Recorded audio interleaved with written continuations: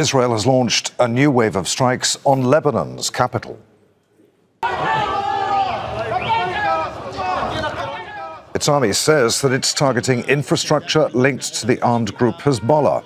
More than 600 people have been killed in Lebanon since the fighting resumed earlier this month. Let's take you live now to Beirut. Al Jazeera's Bernard Smith is there. Bernard, where are you and what's going on around you? Adrian, so this was the first building in central Beirut that was hit by Israeli airstrikes earlier this evening, I think about 3 hours ago now.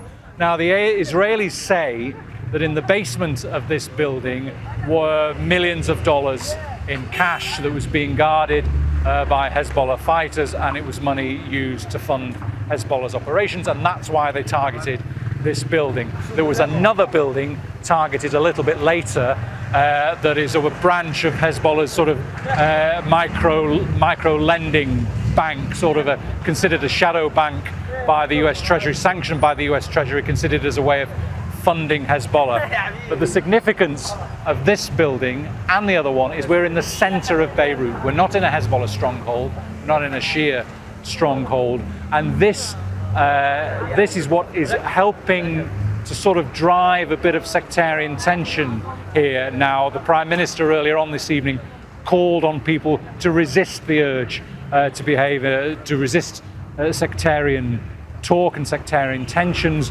But when Israeli airstrikes are brought into parts of Beirut that are not traditionally Hezbollah areas, that is why these tensions come to the surface, Adrian.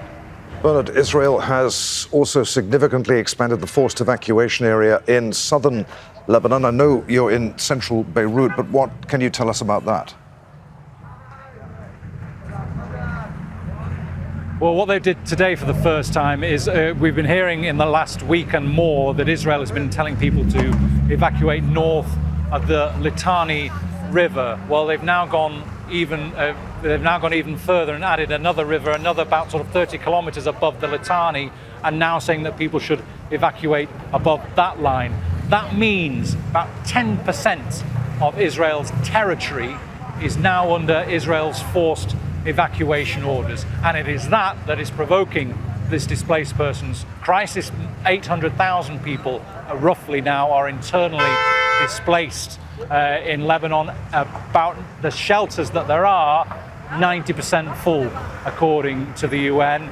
The government says people shouldn't need to be sleeping on the streets. Some are, and there is, as every evacuation order is issued by the Israelis, yet more people leaving to try and find safety. But as we see here from the center of Beirut, it's not even safe here at the moment. All right, Bernard.